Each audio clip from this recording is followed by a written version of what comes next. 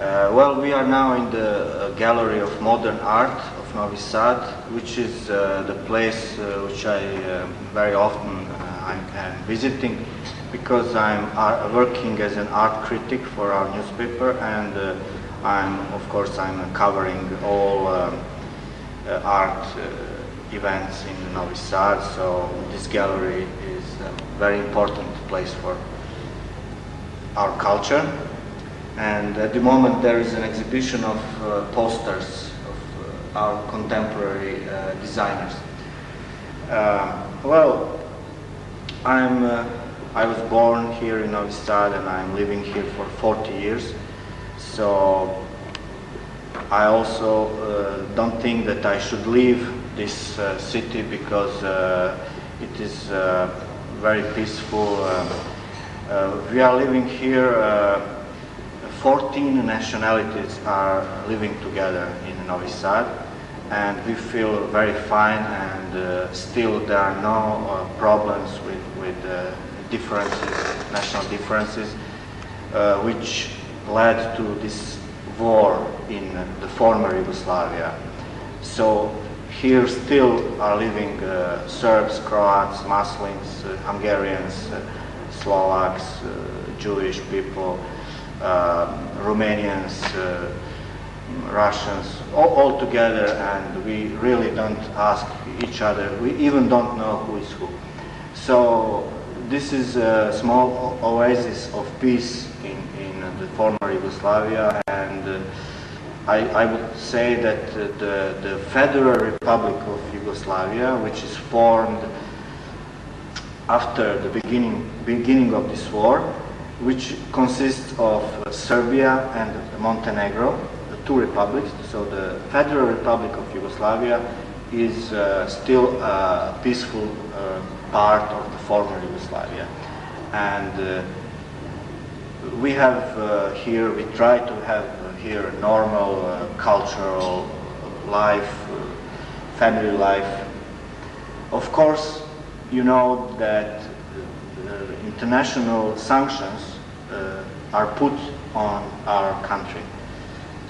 I would say that this is unfair and unjust, because Yugoslavia, the Federal Republic of Yugoslavia, is not a part in this war.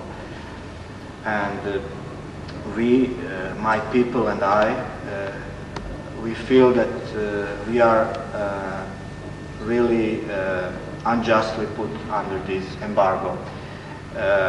Because I have to remind you that embargo is put on the cultural exchange with the other world, with the countries outside of Yugoslavia, also on sport exchange. Even a few days ago we are excluded from the International Health Organization. So this is really a shame, because in our country, which is already poor, the embargo is influencing mostly children, women, old people, sick people, and also more than 500,000 of refugees who flew from Croatia, from Bosnia. They all flew to Yugoslavia, to Federal Yugoslavia, and we have to feed them, to give them food, medicaments. Many sick people came here, many wounded people came here, invalids, and we have many problems to feed them and to find them some work or place to live. They are usually placed in our families. They are living in our families, and the world doesn't know about that. I think the media, the Western media, is not informed or not informing the people about our position. So I would like to use this opportunity to inform you, also my dear friends all over the world, about our situation. Well, now I can say a few words about my art activity. Please. First, I have to mention that I am participant in an international art movement which is called mail art. This is art which goes through mail. So this is art of communication between artists all over the world, and I'm doing that for 20 years. So everything I'm doing now is coming from that background. The mail art is based on friendship, on exchange, cultural exchange, exchange of artworks. The money is excluded from that, so we are doing that only for art's sake, for communication, for exchange, for making, we are making a global culture. We are trying to make a global culture. We made a network which is linking us all over the world. So there are about several thousand of artists in the world who are doing this, participants of this network. And I myself, organized many exhibitions, about 20 exhibitions, international exhibitions here in Yugoslavia of these artworks which came from the network. And I traveled very much. I visited my friends, networkers in United States, in France, in Sweden, so I met many friends all over the world, and I had a very, very vivid communication with all the world. I'm receiving mail every day, daily, maybe 5 to 10 letters and artworks from the world, and I'm also sending almost every day to my friends in the world. So this isolation of my country made a great effect on me. It's, in my opinion, this is uncivilized act from the United Nations, or let's say from the world community, because culture should never be put under embargo. Every creative voice is a common good, and even this voice is in the worst country, in the worst totalitarianistic country or fascist country, but every creative voice should be heard. And we artists from Yugoslavia are unable to communicate with the rest of the world, because all our communications are cut. The transportation, also we don't have this raw material for creation of art, because everything was imported material for artwork, for videotapes, films, for photography. So everything is awfully expensive here, and our wages are going down and down. So it's practically impossible to continue in our creativity. But I'm still active in this field of art by doing some spiritual works, or I call it spirituals. So rituals of spiritual exchange. I work with people in some unofficial places, in the street, in restaurants, in city bus. Also I use churches, or everywhere where people gather together, and I try to inspire them, to give them some hope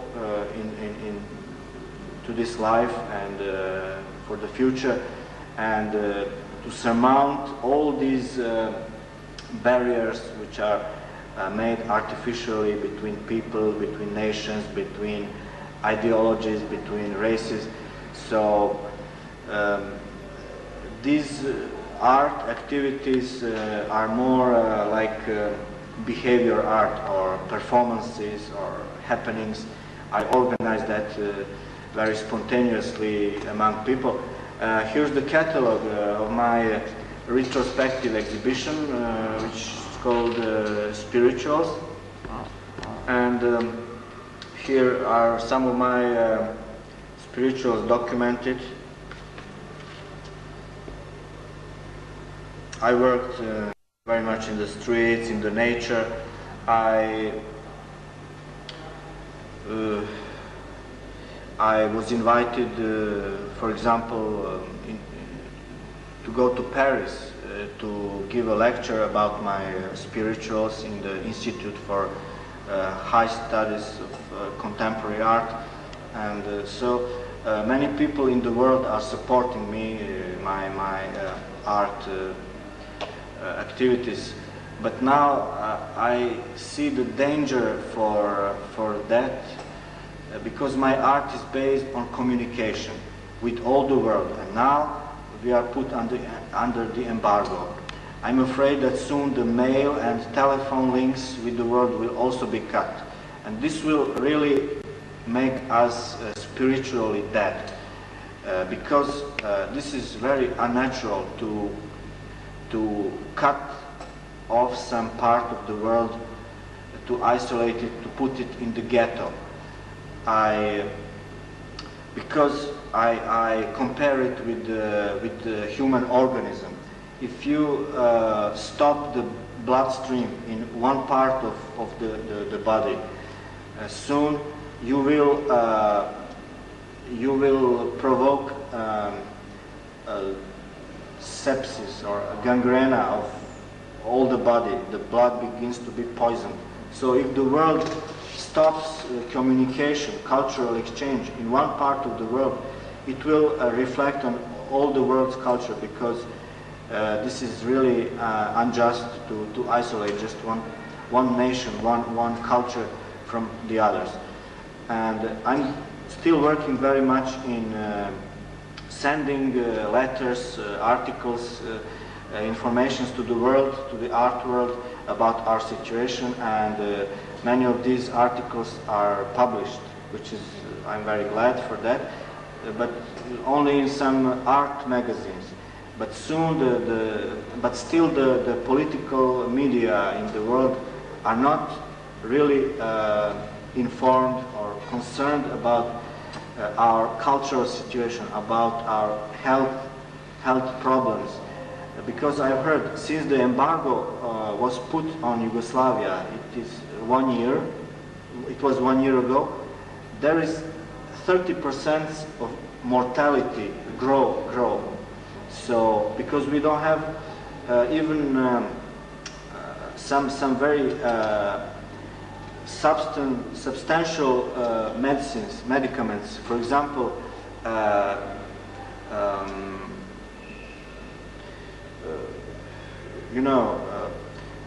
raw materials for producing medicaments, they are under embargo. Also, the anesthesias. We don't have anesthesia, so people are operated without anesthesia. For example, if you want to go to the dentist and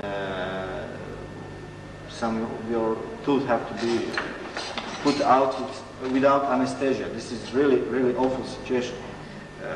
Also, foreign artists cannot come here and exhibit, and they are stopped by their government to come to show their art here, and also we cannot exhibit outside the Yugoslavia. So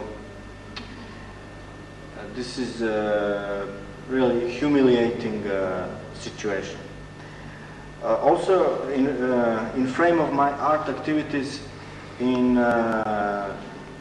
October last year, I founded the Institute for the Spreading of Love.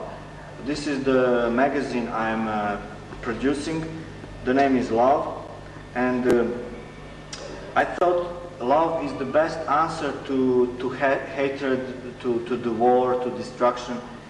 And so I asked people all over the world to send me contributions which are about feeling and expressing of love, and all the results of these contributions are in this magazine. This is the #1 of the magazine, and so I have very nice contributions from Germany, from India, from Belgium, from Italy, and from America. So this is very important support for my activities, for my personal life, for my belief in the future, and also an opportunity to send some positive vibrations or positive spirit to not just to my Yugoslavian people, but also to some foreign friends. Because I think all this evil which is going on in the former Yugoslavia, in Croatia, in Bosnia, and also it was in Slovenia, all this evil is not just made in Yugoslavia, but it comes from outside.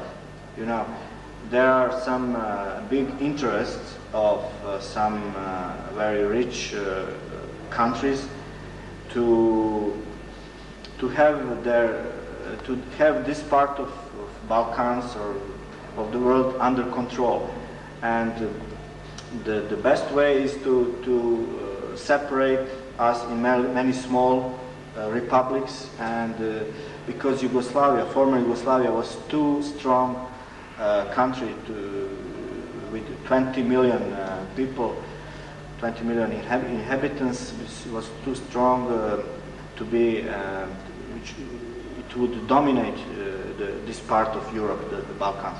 So this was not in the interest of Germany, United States, because you know, also Europe became a dangerous force for United States, because it became united, and it was danger that they will dominate the world. So maybe also United States, CIA has some interest here to make some clashes between nations, and it was not hard, was not difficult to make these clashes, because there are many nationalities living in this small territory, and for centuries they have some antagonism, because 3 or 4 religions are living together. So it was not very difficult to provoke this war, but I think we see that this war was not for 70 years. It was peace here, and now when the balance of the world powers is lost, when the Soviet Union fell down, now America is trying to conquer all this part of the world by provoking small wars, antagonisms, and this is the result. But we here in the Federal Republic of Yugoslavia, we are hoping that the war will not be initiated inside of our country, and we will give our contribution for the peace in the former Yugoslavia. We are trying to do that, but it seems that it doesn't convene to some forces outside of Yugoslavia. Well, now we talked much about politics. Actually, also, I got family here in Novi Sad. I'm living with my wife and daughter, 14-year-old daughter, and well, we are really uncertain about our future, you know, because we feel also isolated from inside this country, because there is always the fear of mobilization of draft into the army, which I would definitely refuse. So there is that fear and pressure, but there is also the pressure from outside the country because we are isolated, no food, no fuel, nothing is coming into our country. So I feel isolated from both sides, from inside and from outside. And our standard is lower and lower. Our monthly income is about $50 a month. We are living of this, and this is average income in our country. So it's very hard to manage to live, and I'm of course very concerned about the future of my daughter. My wife is organizer of concerts in a cultural institution of Matica Srpska. It's the most important cultural institution for the Serbian culture, which is, has headquarters in Novi Sad. So we are dealing with culture. All my life I was dealing with culture, with art. I'm working as art critic. I studied painting on Academy of Fine Arts in Prague, in Czechoslovakia. Also I'm doing art. I have 12 books published on art. So everything I did in my life was art. My life is art. But now, unfortunately, I have also to deal with politics, with the position of my people, of my countrymen, and this is really pity that I have to lose my time and energy on this. But also, I'm very grateful to you that you gave me this opportunity to speak to people outside Yugoslavia. It's my pleasure, Andrea, and I would like to say thank you to you.